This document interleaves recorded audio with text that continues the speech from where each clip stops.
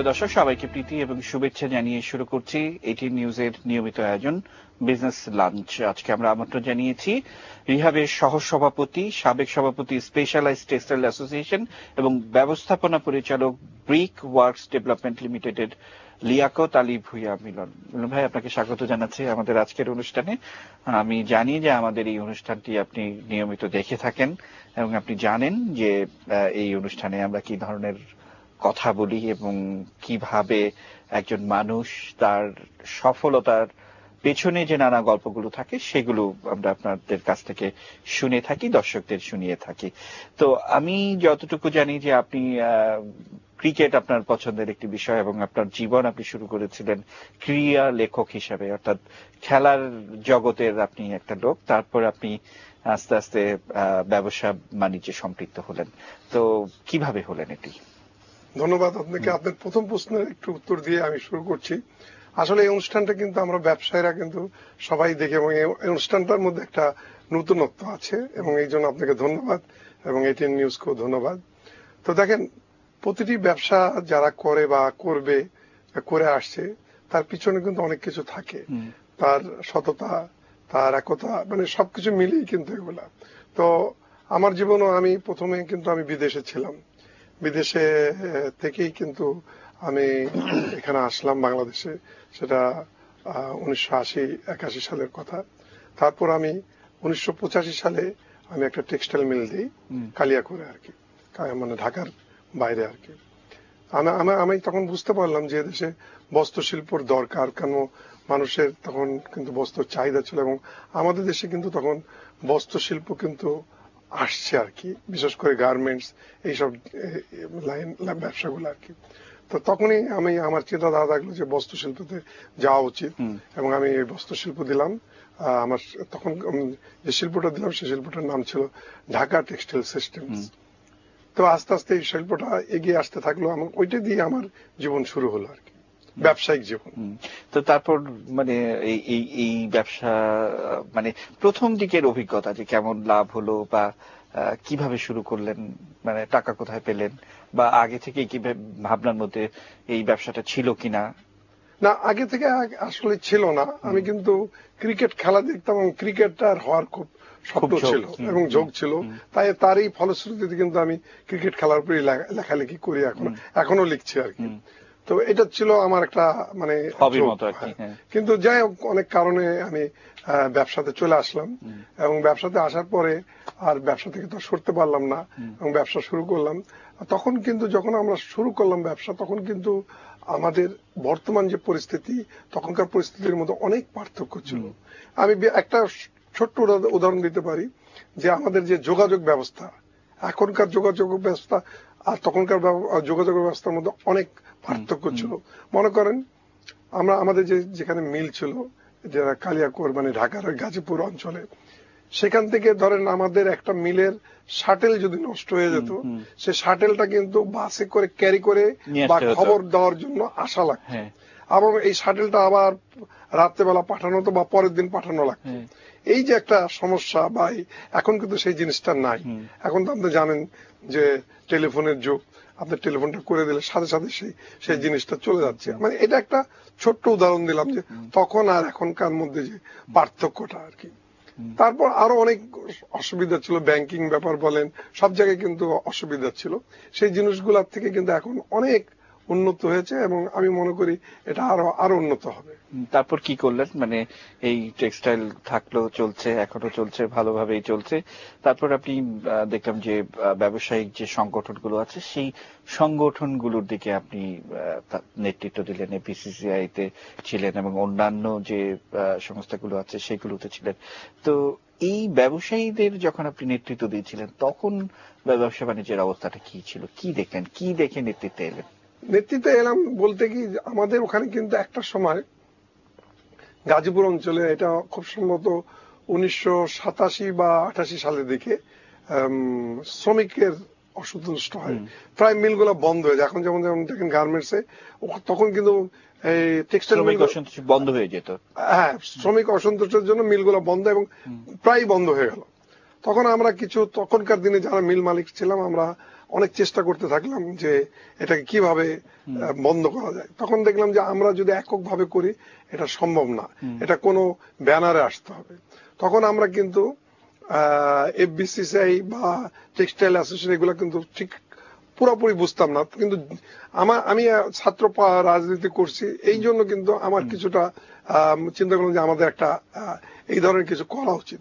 তখন আমরা আমাদের আগেই কিন্তু হয়ে গেল যে specialised textile and powerloom association আমাদের আগেই ছিল, ওই ব্যানারে আমরা গেলাম যে আমাদের তখনকার নেতৃবৃন্দের সাথে আমরা আলাপ আলোচনা করে এই আন্দোলনটা প্রথম বন্ধ করলাম এবং আল্লাহর রহমতে সেই আন্দোলনটা কিন্তু বন্ধ হয়ে গেল স্পেশালাইজড টেক্সটাইলের বলিষ্ঠ ভূমিকার জন্য। এবং ওই সময় কিন্তু আমার ভূমিকাটা ছিল কিন্তু বেশ মোটামুটি সবার কাছে সুনাম অর্জন করলাম।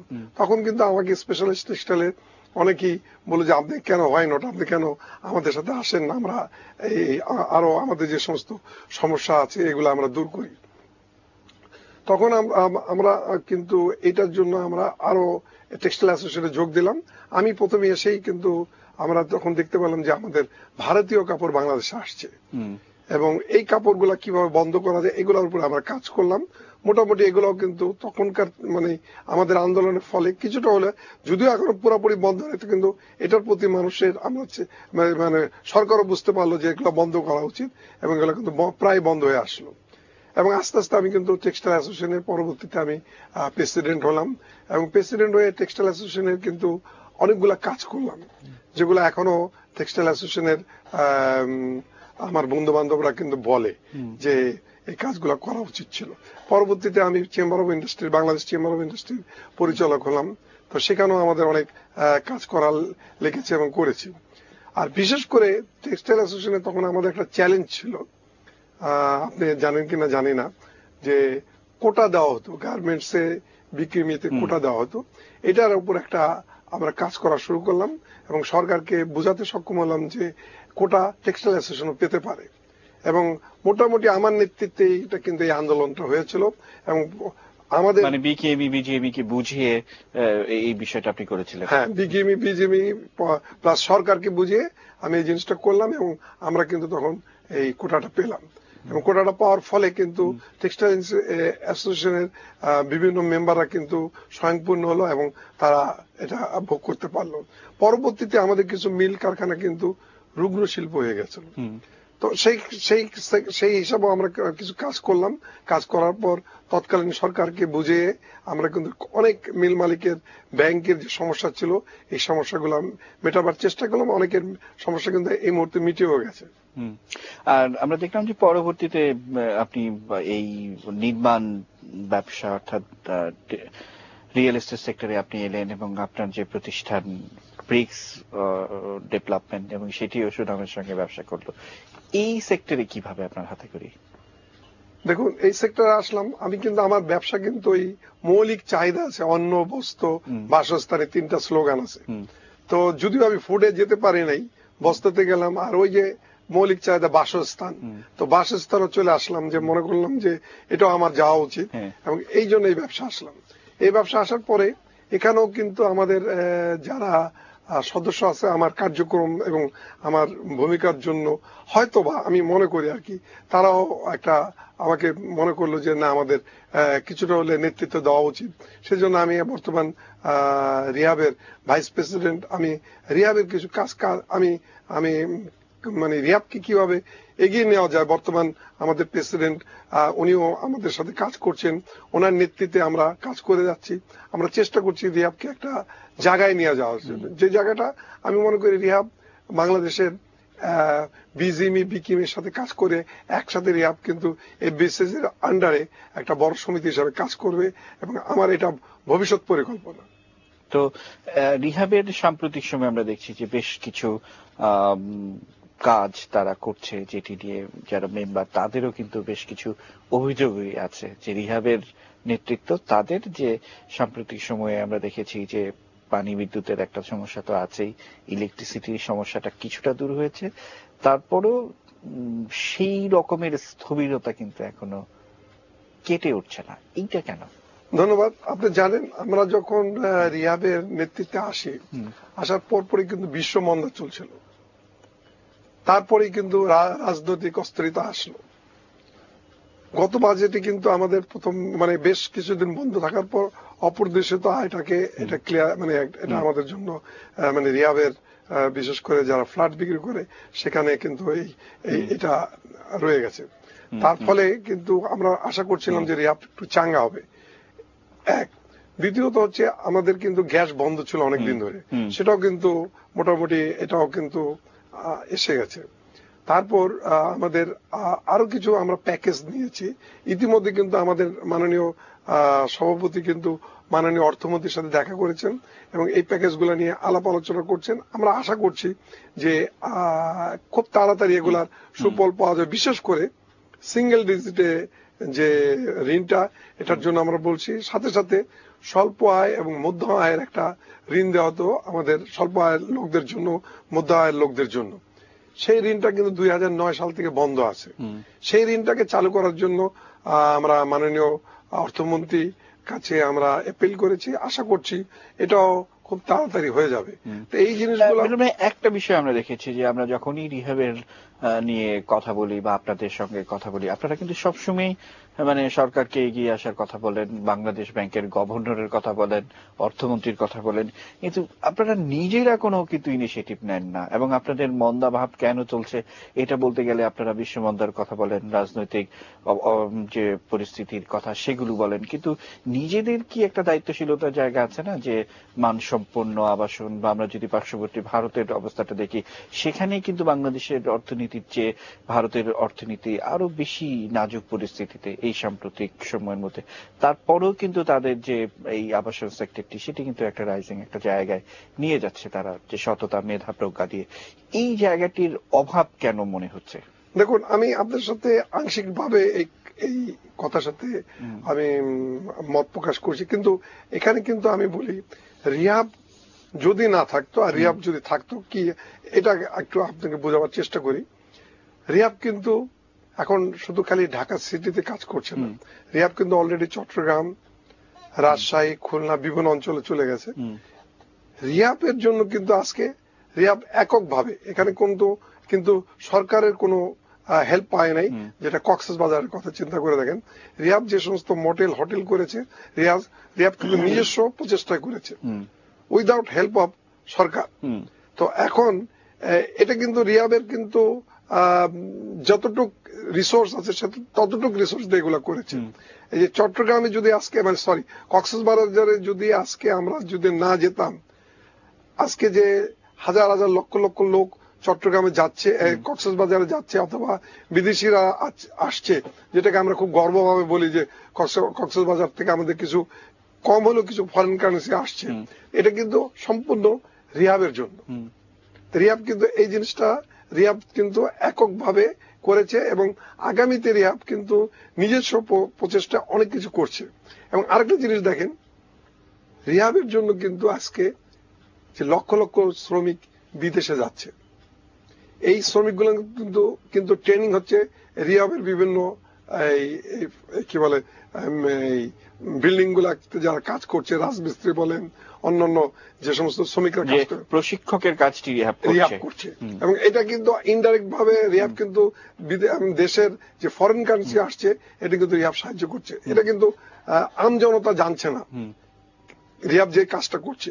এবং রিহাবের সাথে প্রায় 200 ব্যাকওয়ার্ড এবং ফরওয়ার্ড লিঙ্কেজ ইন্ডাস্ট্রি জড়িত। সেটি আমরা জানি যে রিহাবের যে সম্পৃক্ততা বা ব্যাকওয়ার্ড লিঙ্কেজের কথা আপনি বলছেন, কিন্তু আমার কাছে মনে হয়েছে যে একটা দোষারোপের একটা টেন্ডেন্সি, যে অর্থনীতিকে দোষারোপের চাইতেও আপনারা নিজেদের পলিসি লেভেলটাকে দক্ষতার জায়গাটায় খুব বেশি নিয়ে যেতে পারছেন না। মানে এটি একটি অভিযোগ, সাধারণ যারা সদস্য তারাও এই বিষয়টি বলে। এই দক্ষতা আরো কিভাবে বাড়ানো যেতে পারে সেটি নিয়ে আমি শুনবো আপনার কাছ থেকে। তার আগে একটি ছোট্ট বিরতি নিতে হচ্ছে। প্রিয় দর্শক, অনুষ্ঠানের এই পর্যায়ে নিচ্ছে ছোট্ট বিরতি, থাকুন এগিয়ে।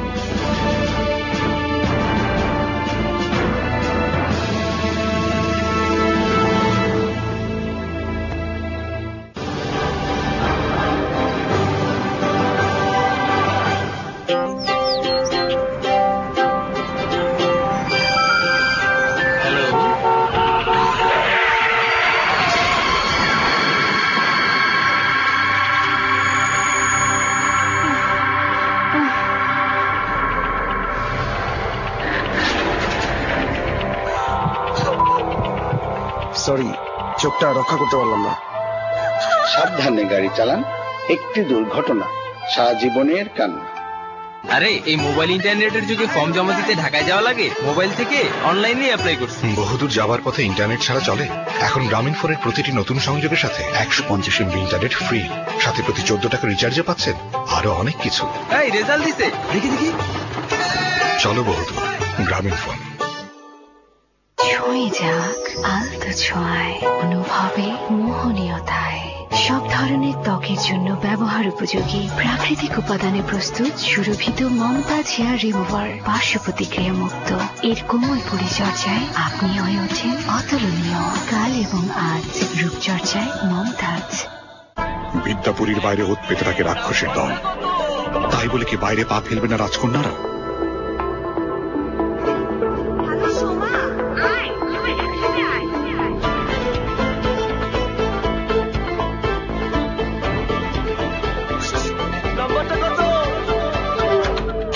আমার জুতার নাম্বার হলো 5। আই সোমা, তোরটা কত? 7 নাম্বার।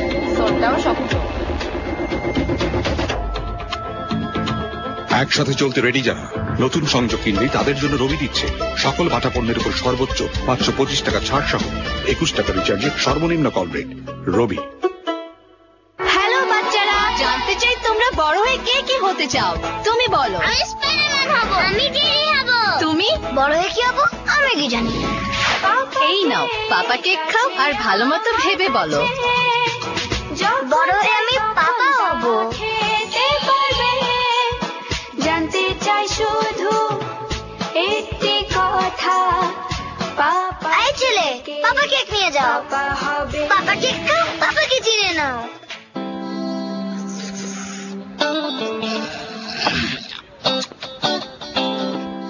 বাহ, ভালো তো। চায়ের দামে শরবত পাইলাম, ভালো না? কেন চায় তো চিনে দিছিস কেন? চিনি কি বাংলালিংক দামে পাইছস? বাংলালিংক মানে সবচেয়ে কম রেট, মাত্র 33 টাকা রিচার্জে এক দেশ এক রেট, 11 পয়সা প্রতি 10 সেকেন্ড, যে কোনো অপারেটরে দিনরাত 24 ঘন্টা।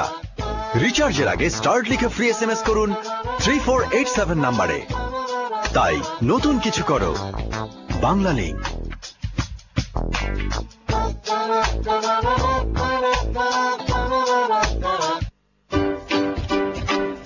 মিরপুর ও খাদিম সিরামিক্স নিয়ে এলো দুর্দান্ত অফার। মাত্র 10% বুকিং দিয়ে 30% পর্যন্ত ডিসকাউন্টের সুযোগ নিন। আজই বুকিং দিন আর সাজিয়ে তুলুন আপনার বাড়ি। মিরপুর ও খাদিম সিরামিক্স 50 বছর ধরে দেশকে সাজিয়ে চলেছে।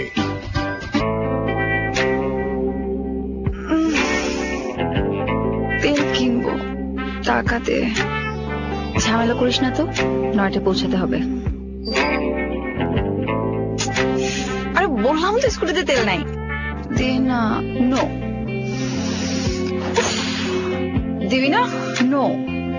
দেখাচ্ছি। আই, তুই আমার ব্যাগ ধরবি না। Mim, it's too much.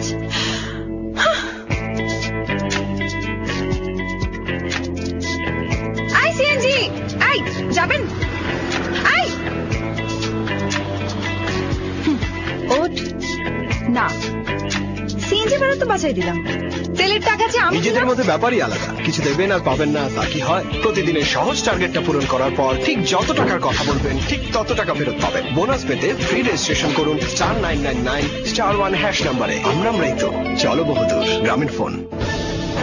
40 জন অভিজ্ঞ ইঞ্জিনিয়ার, তাদের ইস্পাত কঠিন মনোবল ও দ্বিধাহীন আস্থার সাথে তৈরি আনোয়ার ইস্পাত।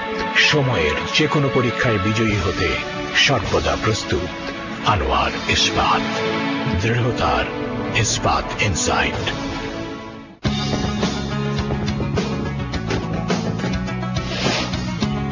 ফ্রেন্ডশিপ যাতে ফুল গিয়ারে ছুটে সেজন্য এয়ারটেল দিচ্ছে ননস্টপ বোনাস। 300 মিনিট ও 300 MB ইন্টারনেট। এয়ারটেলের যে কোনো প্রিপেইড নাম্বারে 12 টাকা রিচার্জ করে বুঝে নাও এই ননস্টপ বোনাস। এয়ারটেল, বন্ধু ছাড়া লাইফ ইম্পসিবল।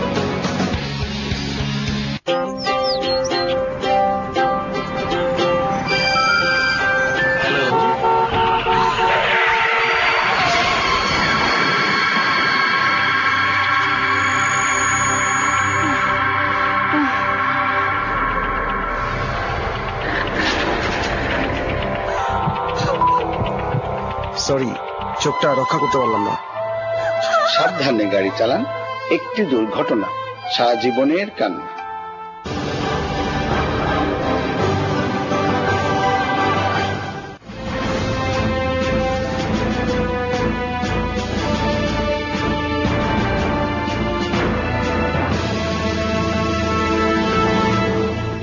দর্শক, আমন্ত্রণ জানাচ্ছি অনুষ্ঠানের বাকি অংশ দেখার জন্য। আমরা কথা বলছি রিহাবের সহ সভাপতি লিয়াকত আলী ভূঁইয়া মিলনের সঙ্গে। মিলন ভাই, বিরতির আগে বলছিলেন যে এই যে গুণগত মানের যে একটা জায়গা থাকে, সেটি অর্জনে কোথাও যেন একটা বেকআপ বা একটা পরিস্থিতি, যদিও এটি আপনারা নেতৃত্বে আসার পর অনেকাংশে সেটিকে মেটাতে পেরেছেন, কিন্তু তারপরও মানুষের প্রত্যাশার যেমন শেষ নেই এবং সেই জায়গাটি আরো ভালো করার প্রত্যাশা তো থাকতেই পারে। তো সবকিছু মিলে কি মনে হয় আপনার? দেখুন, আমরা কিন্তু কাজ করে যাচ্ছি এবং আপনারা দেখবেন যে রিহাবের যে সদস্যরা অনেক সময় আপনারা শোনেন যে, কিন্তু আসলে কিন্তু রিহাবের সদস্যের বাইরে কিন্তু অনেক কমপ্লেন শোনেন, কিন্তু আমরা কিন্তু আমাদের সদস্যদের কিন্তু ওরকম ঢালাও ভাবে কোনো কমপ্লেন নাই। এক, দুই নম্বর হচ্ছে টুকটাক ছোটখাটো যে কমপ্লেন গুলা থাকে, আমাদের কিন্তু একটা মেডিসিন সেল আছে, সেখানে কিন্তু এইগুলা ধরেন 100টা কমপ্লেন থাকলে 90টা কিন্তু আমরা ওখানে শেষ করে দিচ্ছি। হয়তো 10টা কমপ্লেন নিয়ে আসে, আপনারা হয়তো ওগুলা শোনেন, কিন্তু 90টা কিন্তু আপনারা শুনতে পারছেন না। এবং রিহাব নিজে কিন্তু আপনার এখন যারা নেতৃত্বে আছে তারা কিন্তু অনেক সজাগ কিভাবে রিহাব, আমি নিজে ব্যক্তিগতভাবে মনে করি যে যেহেতু আমি ট্রেড পলিটিক্স করি, আমি মনে করি যে কোনো ট্রেড পলিটিক্স যারা মানে ট্রেড বোর্ডের কাজটা কি, কাজটা হচ্ছে যে কোনো সদস্যের কোনো প্রবলেম হলে সেই সদস্যের প্রবলেমটা সলভ করা, এটাই হচ্ছে কিন্তু আমার সবচেয়ে বড় কাজ এবং এটাই কাজ ট্রেড বোর্ডে। আর অন্য কাজ কিন্তু আমরা তো পুলিশ না যে আমরা অমুক সদস্যকে ধরে নিয়ে আসবো, আমাদের কাজটা কিন্তু সদস্যকে সাহায্য করা।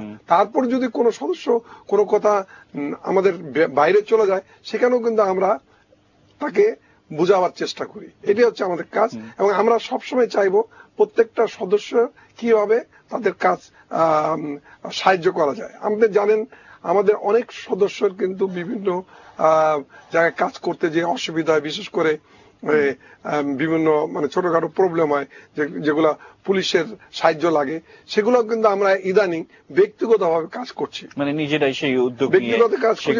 পুলিশের সাথে আমরা একটা সমন্বয় করে রেখেছি, যার যে কোনো প্রবলেম হচ্ছে আমরা সেগুলো কিন্তু ব্যক্তিগতভাবে করছি। তারপর আপনি মনে করেন রাজুকের প্ল্যান পেতে যে সমস্ত অসুবিধা, সেটার একটা কিন্তু বিরাট প্যাকেজ আসতেছে আমাদের। গত 30 তারিখ কিন্তু একটা বিরাট মিটিংও হয়ে গেছে, যেখানে মাননীয় মন্ত্রী ছিলেন, তৎকালীন মন্ত্রী হেডেড বাই, এবং আমিও ছিলাম ওই মিটিং এ। সেখানে কিন্তু অল মানে ফায়ার সার্ভিস বলেন, সিভিল এভিয়েশন বলেন, এরকম কিন্তু প্রত্যেকটা ডিপার্টমেন্ট ছিল। মাননীয় মন্ত্রী প্রায় 1 ঘন্টা মিটিংটা করে রিহাবের কি প্রবলেম, এই মিটিংটা কিন্তু রিহাবের আবেদনের পরিপ্রেক্ষিতে করা হয়েছে যে রিহাবের প্ল্যান পেতে কেন অসুবিধা। মানে রিহাবের প্রথমেই কিন্তু প্রবলেমটা হচ্ছে প্ল্যান নিয়ে, নকশা অনুমোদন নিয়ে কিন্তু প্রথম যেটা আমরা এখন উপলব্ধি করতে পেরেছি যে নকশা অনুমোদন করতে যেয়ে আমাদের মেম্বাররা প্রথম কিন্তু অসুবিধার সম্মুখীন হন, যেটাকে বলে ভাষায় বলা হয় যে আমলাতান্ত্রিক জটিলতা। সেই জটিলতা মাননীয় মন্ত্রী নিজে এটাকে বিভিন্ন জায়গায় আমরা দেখেছি, দেখার পর দেখা যাচ্ছে যে এই কারণে ওই কারণে এই কারণে, যেমন একটা কারণ বলি, যখন পরিবেশের ব্যাপারটা বলি, পরিবেশটা কিন্তু আমরা যেটা বুঝতে পারছি এবং আমরা আমাদের আরো কিছু এক্সপার্ট নিয়ে বসেছিলাম, সেখানে বলা যাচ্ছে যে পরিবেশটা এই খাতে দরকার, এই খাতে দরকার না। তা এখন দেখা যাচ্ছে পরিবেশটা ঢালাভাবে দেওয়া আছে। দ্বিতীয়ত যেমন আছে আপনি সিভিল এভিয়েশন, সিভিল এভিয়েশন আপনি নিজে জানেন তেজগাঁ বিমানবন্দর এখন বন্ধ, ওখানে ওই মিটিংও কিন্তু সিভিল এভিয়েশনের যিনি ছিলেন তিনিও বলেছেন, কিন্তু ওইটা রয়ে গেছে। ওই আমলাতান্ত্রিক জটিলতা কিন্তু এখনো সে সারা হয় নাই যে তেজগাঁ বিমানবন্দরে আসলে কি কতটুকু হাইট দরকার বা হাইট দরকার না, সেটা কিন্তু এখনো এটা। সেখানে কিন্তু আমরা প্রায়শই দেখি যে হেলিকপ্টার নামে বা বিমান মাঝে মাঝে হয়তো 26শে মার্চ বা 16ই ডিসেম্বরে সে সময় কিন্তু দরকার আছে, কিন্তু এখন আমি বা আপনি এটা জানি না যে এখানে কতটুকু দরকার, এক্সপার্ট দরকার। এখন সিভিল এভিয়েশনের দরকার দেখা যাচ্ছে ওখানে আসতেছে একজন হঠাৎ করে স্বাস্থ্য মন্ত্রণালয় থেকে, সে কিন্তু হি ইজ নট এক্সপার্ট। তাই এখন কথা হচ্ছে যে আপনি নিজে দেখেন হংকং, নিউ ইয়র্ক, অনেক কিন্তু আপনার বড় বড় বিল্ডিং, ইভেন আপনি নেপালে যান, নেপালে হিমালয় পর্বত, তা এখন হিমালয় পথকে ভেঙে ফেলতে হবে, নিশ্চয়ই একটা নিয়ম আছে, নিশ্চয়ই একটা মাপ আছে। তা আমাদের দেশে আমরা শুনে আসতেছি যে এমনকি গুলশানে অনেক জায়গায় আপনাদের হাইট দেয় না। তো সেটা এখন মন্ত্রণালয়ে মিটিং হওয়ার পর বলছে এটা এই কথাটা ঠিক যে আসলে হাইট কতটুকু লাগবে এটা। কিন্তু আমাদের আবাসন সেক্টর বা এই রিহাব বা এই বিষয়টি কিন্তু অনেক দিন থেকে ব্যবসা বাণিজ্য করে আসছে এবং তারা কিন্তু অনেক সুনামের সঙ্গে করে আসছে। তো এত পুরনো একটা ব্যবসা, কিন্তু তারপরেও এখন মনে হচ্ছে যে এই ছোট ছোট বিষয়গুলো নির্ধারণ করতে আপনারা এখনো পারেননি। তো এইটি কি আসলে শুধুমাত্র রাষ্ট্র ব্যবস্থাপনায় যারা থাকে তাদের দুর্বলতা, নাকি আপনারা যারা রিহাবের মতো একটা বড় শক্তিশালী সংগঠনের নেতৃত্ব দিচ্ছেন তাদের দুর্বলতা? আমি এটা আমি কারো সমালোচনা করব না, কারণ এটা আমার করাটা ঠিক হবে না। আমি যেটা বুঝতে পারছি যে আমার কোথায় কোথায় প্রবলেম ছিল রিহাবে, সেই প্রবলেম গুলো আমি শর্ট আউট করার চেষ্টা করছি। যেমন আমার এই কি বলে নকশায় প্রবলেম ছিল, নকশা অনুমোদন করার প্রবলেম ছিল সেটার উপরে। তারপর আরেকটা ব্যাপার ছিল যে মনে করেন একটা গার্মেন্টস ভেঙে গেলে সেটা বলতো যে রিহাবে করেছে, এটা মানে রিহাবের উপর দোষ চাপানো হতো। কিন্তু আসলে তো আমরা কিন্তু আপনি বলেন রানা প্লাজা বলেন বিভিন্ন অঞ্চলে যে সমস্ত, এটা কিন্তু আমরা করিও না, আমরা জানিও না। কিন্তু প্রাথমিক ভাবে কিন্তু বলা হয় একটা দালান ভেঙে পড়লেই মনে করে যে এটা মনে হয় যেন রিহাব ভেঙে পড়ে। এই জিনিসগুলোর উপরে আমরা কাজ করছি এবং আগামীতে দেখবেন যে আরো ছোট ছোট আছে যে এই কাজগুলা যখন করা হবে দেখবেন যে রিহাবের সদস্যরাও খুশি হবে এবং রিহাবও কিন্তু তখন একটা মানে দায়িত্বশীল আসল স্টেট বডি। যেমন আপনি একটা কথা বলেন যে আমি ধন্যবাদ জানাবো আমাদের মাননীয় সভাপতিকে, এবার কিন্তু উনি বাজেটের আগে নিজে স্পেশালি কাজ করেছেন বাজেটের উপরে এবং উনি কি বলে আপনার ফেডারেশন সহ অর্থমন্ত্রী সহ আমাদেরকে নিয়ে ফেডারেশনের যেটা বাজেটে যেই জিনিসগুলা যায় আর কি বিভিন্ন সমিতির থেকে, এবার কিন্তু প্রথমবারের মতন বাজেটে ফেডারেশনে আমাদের নাম গেছে, এই জিনিসগুলা সুপারিশ করা হয়েছে। এইগুলো একটা। আরেকটা ছোট্ট উদাহরণ দিই, এবার আমাদের এখানে হঠাৎ করে দেখা গেল যে এগুলো কিন্তু ছোট্ট কাজ কিন্তু মেম্বারদের জন্য বিরাট কাজ।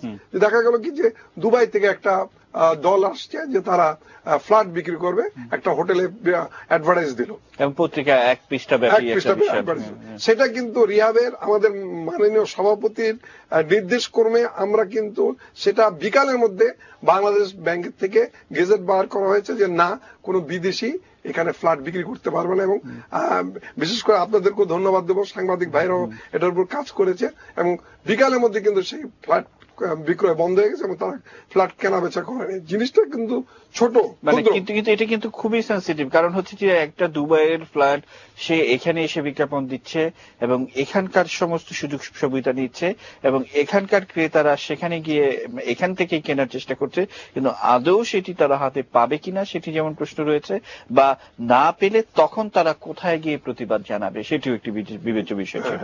তো সবকিছু মিলিয়ে এরকম যখন দায়িত্বশীলতার পরিচয় আপনারা দিচ্ছেন তখন মধ্যবিত্তের জন্য মানসম্পন্ন আবাসন কম খরচে সেটার দিকে নজর দিচ্ছেন না কেন? সেটা আপনার ভালো প্রশ্ন করেছেন। আমি কিন্তু আমার কথার মধ্যে তখনও বলেছিলাম এটার জন্য কি জানেন, আপনি পৃথিবীর সব দেশে এমনকি ভারতও যা দেখবেন যে হাজার হাজার লোক হাওড়া ব্রিজ দিয়ে প্রতিদিন আসছে, আবার রাত্রেবেলা কিন্তু তারা চলে যাচ্ছে। এখন আমাদের দেশে কিন্তু ওইভাবে স্যাটেলাইট টাউন কিন্তু গড়ে ওঠে নাই। আমরা কিন্তু একটা প্রস্তাব দিচ্ছি যে ঢাকার আশেপাশে যদি টেস্ট বেসিসে আমাদেরকে কিছু জমি দেওয়া হয়, সরকার যদি দেয়, সেখানে যদি আমরা কিছু স্যাটেলাইট টাউন করি, এখানে যেমন চাপ কমে যাবে। মানে এটা টেস্ট বেসিসে বলছেন আপনারা, এবং আমরা দেখেছি যে কিছুদিন আগে বিশেষ করে ভারতীয় একটি কোম্পানি এদেশে বিনিয়োগ করতে চেয়েছিল এবং ঠিক একই ধরনের প্রস্তাব কিন্তু তারা দিয়েছিল। হ্যাঁ, তখন কিন্তু আপনাদের পক্ষ থেকে প্রতিবাদ জানানো হয়েছিল, বিশেষ করে সাহারা যখন একটা বিনিয়োগের প্রস্তাব নিয়ে এসেছিল এবং ঢাকার কাছাকাছি বেশ কয়েকটি এরকম স্যাটেলাইট শহর নির্মাণের, তখন কিন্তু আপনারাই বলেছেন যে এটা আপনারা তৈরি করতে পারেন এবং সাহারা কিন্তু নিজেদের খরচে নিজেরাই সেটি করতে চেয়েছিল, তখন কিন্তু আপনারা বাধা দিয়েছেন। আমরা অবশ্যই বাধা দিয়েছি, এটা আমি ওপেন বলছি যে আমাদের এই বর্তমান কমিটি এটার বিরাট ভূমিকা রেখেছিল বাধা দিতে আর কি, বাধা দিতে, এটা আমি বলতে কোনো আমার অসুবিধা নাই। তো আমরা কিন্তু ওটা বলে আমরা এক্সচেঞ্জ করছি।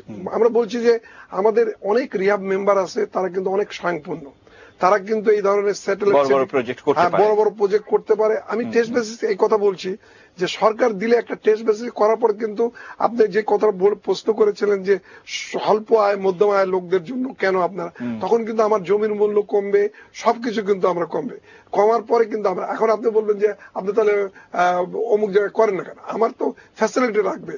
ফ্যাসিলিটি বলতে কি, আপনাকে পানির ব্যবস্থা লাগবে, গ্যাসের ব্যবস্থা লাগবে, বিদ্যুতের। স্যাটেলাইট সিটি বলতে এই জিনিসগুলো সার্ভিসগুলো যখন পাওয়া যাবে তখন কিন্তু অটোমেটিকই কিন্তু আপনার ফ্ল্যাটের দাম কমে যাবে। তখন কিন্তু আপনি যে প্রশ্নটা আমার কাছে রেখেছিলেন যে স্বল্প আয় এবং মধ্যম আয়ের লোকদের কেন দিতে, এখন আপনার ঢাকার ভিতরে কিন্তু এটা সম্ভব না, কিন্তু ঢাকার বাইরে সম্ভব ছিল এবং সাহারা যখন বেশ বড় একটা ইনভেস্ট নিয়ে আসতে চাইলো এবং আপনাদের সঙ্গেই কিন্তু করতে চেয়েছিল, তখন আপনারা বাধা দিয়েছেন এবং আপনারা নিজেরাও এটি করলেন না। না, আমরা নিজেরা করি না, এটা কিন্তু ভুল কথা। এখন পর্যন্ত আমাদের ওইটা কিন্তু আমাদের যে প্রপোজালটা এটা কিন্তু এখনো এটা হয় নাই। তা এখন আমরা কিন্তু এটার উপর কাজ করছি, একেবারে যে ছেড়ে দিয়েছি তা না। সারাও করলে কিন্তু এত তাড়াতাড়ি করতে পারতো না, সারারও সময় লাগতো। তো এখন আমরা চাচ্ছি যে আমাদেরকে এখন আপাতত টেস্ট বেসিসে গাজীপুর এটা হতে পারে, এটা কেরানীগঞ্জ হতে পারে, এটা নারায়ণগঞ্জ হতে পারে, যে এলাকাগুলো সরকারের দরকার নাই বা এই জমিগুলা সরকারের জমি, এখান থেকেও দিতে পারে বা অন্য জমি, এটা সরকারের ব্যাপার। এটা দেওয়ার পরে কিন্তু অটোমেটিকলি এটা হবে। আর সারার যেটা কথা বলেন, সারাও কিন্তু এত তাড়াতাড়ি এগুলো করতে পারতো না, এটা তাদেরও সময় লাগতো। লিয়াকত আলী ভাই মিলন, যে বিষয়টি আমরা একটু বারবার আপনার মুখ থেকে শুনতে চাই সেটি হচ্ছে যে একটা অস্থির সময় পার করে আমাদের ব্যবসা বাণিজ্যের সেক্টরটি কিন্তু এই মুহূর্তে এগিয়ে যাওয়ার চেষ্টা করছে এবং আপনি নিজেও একজন ব্যবসায়ী, আপনি জানেন যে অনেকটা অস্থিতিশীল একটা পরিস্থিতি কাটিয়ে এখন কিছুটা স্থিতিশীলতা টিকে যাচ্ছে। তো এই মুহূর্তে যদি রিহাবের প্রধান প্রধান দাবিগুলো সরকারের কাছে চাইতে বলা হয়, যে দ্রুত কোন দাবিগুলো আপনারা করবেন এবং যেটি দ্রুত সমাধান করলে সাধারণ মানুষ উপকৃত হবে? প্রথম দাবি থাকবে আমাদের যত তাড়াতাড়ি সম্ভব একটা মানে দেশে যেন আমাদের, এটা আমি সবার কাছে দাবি থাকবে যে দেশে যেন আর কোনো এই ধরনের হরতাল বা অসহযোগিতা না হয়। এটা অনেকে হয়তো মনে করেন যে এটা কিন্তু আমরা কিন্তু এটা আমরা বিসিসিআই কিন্তু গত 25 বছর ধরে বা 30 বছর ধরে এটা বলে আসছে, যে দলই থাকুক আমরা কিন্তু কোনো সময় হরতাল বা অসহযোগ আন্দোলন চাই না। এটা এই সরকার থাকুক আর বিরুদ্ধে সবসময় কিন্তু আমরা এটা বলে আসছি, এটা আগামীতেও আমরা বলবো যে এই ধরনের সমস্যা যেন না হয়, এই একটা কথা। আর দ্বিতীয় কথা হচ্ছে আমরা যে প্যাকেজটা দিয়েছি এই প্যাকেজটা যত তাড়াতাড়ি সম্ভব যদি তার কেয়াদংশও যদি হয় আমার মনে করি আমাদের জন্য এগিয়ে যাবে। এবং আগামীতে আমি আমার রিহাব সদস্যদের ভাইদের বলবো আগামীতে হয়তো শুনতে পাবে যে আমাদের কিছু হলেও কিছু আমরা সরকার থেকে পাবো বলে আমরা আশা রাখি। মিলন ভাই, আমরা অনুষ্ঠানের একেবারে শেষ পর্যায়ে যে প্রশ্নটি দিয়ে আজকে শেষ করতে চাই সেটি হচ্ছে যে আমি জানি যে আপনি বাংলাদেশের একজন বর্ণাঢ্য ব্যবসায়ী এবং নানা ভাবে আপনি শুরু করেছিলেন এবং এখনো সুনামের সাথে দক্ষতার সাথে ব্যবসা করে একটা স্ট্যান্ডার্ড আপনি বজায় রেখেছেন আপনার পণ্য কিংবা আপনার যে সমস্ত ওয়ার্কিং সেক্টর আছে সেখানে। আমরা যে প্রশ্নটি করতে চাই যে আবারও যদি আপনার মানে জীবন শুরু করার একটা স্কোপ আসে, আপনি কি দিয়ে শুরু করবেন, কোন ব্যবসায় সম্পৃক্ত হবেন? আমি আসলে আমার জীবন যদি আবার শুরু হতো, আমি ব্যবসা না, আমি ক্রিকেট প্লেয়ার হতাম, এটাই আমার মানে আমি মনে করি এটা আমার স্বপ্ন। তাহলে আরেকটি প্রশ্ন করতেই হচ্ছে যে মানে সেটি কি মানে খুব বেশি মনোযোগ দেননি বা আপনি কেমন চেষ্টা করেছিলেন ক্রিকেট? আমি ক্রিকেট খেলতাম কিন্তু এক পর্যায়ে ক্রিকেট খেলা হয় নাই। তো এটা মানে ক্রিকেটের খোঁজ খবর খুব বেশি রাখতেন? হ্যাঁ, খোঁজ খবর বেশি। সেই সময়কার খেলা টেলা যদি সে সময় এখনো রাখি। আমি মনে করি যে বাংলাদেশ ক্রিকেট অনেক এগিয়ে যাবে, তো সেটার যদি একটা পার্ট হতে পারতাম, মানে সেটা তো এখন সম্ভব না, এটা একটা স্বপ্ন রয়ে গেল। এবং এই যে ক্রিকেটের সম্ভাবনাটা আপনি দেখেন, এটা কি শুধুমাত্র যে তরুণরা এগিয়ে এসছে বা বাংলাদেশ খুব ভালো খেলছে বা রাষ্ট্র এগিয়ে এসছে এটার কারণে, নাকি এর পিছনে আরো অন্য কোনো কারণ আপনি খুঁজে পান কিনা যে বাংলাদেশের ক্রিকেট এত কেন এগিয়ে যাচ্ছে? দেখেন, বাংলাদেশ ক্রিকেট কিন্তু এগিয়েছে, এটার ইতিহাস বলতে গেলে কিন্তু আপনার আবার আরেকটা আমার পার্ট আমি শর্টকাটে বলি। বাংলাদেশ ক্রিকেট কিন্তু আমি মনে করি যে মাননীয় প্রধানমন্ত্রী এই ক্রিকেটটার প্রতি অনেক তার ঝোঁক, এবং পরবর্তীতে দেখা যাচ্ছে যে প্রত্যেকটি রাজনৈতিক দল বা রাজনীতি যারা করে তারাও কিন্তু ক্রিকেটের প্রতি ঝোঁক। আপনি নিজে দেখেছেন যে গত এশিয়া কাপে মাননীয় প্রধানমন্ত্রী এবং বিরোধী দলের নেত্রী দুজনেই কিন্তু ক্রিকেট খেলা দেখছে। এবং আমি মনে করি ক্রিকেট দিয়ে হয়তো কোনো একদিন দেখা যাবে যে আমাদের সব দল এক হয়ে গিয়েছে। তাই এটা একটা ক্রিকেট মনে করেন যে সবসময় ক্রিকেট রাজনীতির ঊর্ধ্বে রাখা উচিত। আমরা একেবারে শেষ পর্যায়ে লিয়াকত আলী ভূঁইয়া মিলন, অনেকদিন পর আপনি আমাদের অনুষ্ঠানে সময় দিয়েছেন, এই জন্য আবারও আপনাকে ধন্যবাদ জানিয়ে আজকের অনুষ্ঠান এখানে শেষ করছি। প্রিয় দর্শক, এতক্ষণ যারা সাথে ছিলেন প্রত্যেককে ধন্যবাদ জানিয়ে আজকের অনুষ্ঠান শেষ করতে চাই। আর রবি থেকে বৃহস্পতিবার এই অনুষ্ঠানটি 1:15 মিনিটে প্রচারিত হয়, এটা আপনারা অবশ্যই জানেন। আবার একটু মনে করিয়ে দিচ্ছি, সবসময় নিউজের আপডেট পেতে হলে চোখ রাখুন শুধুমাত্র ATN নিউজের পর্দায়।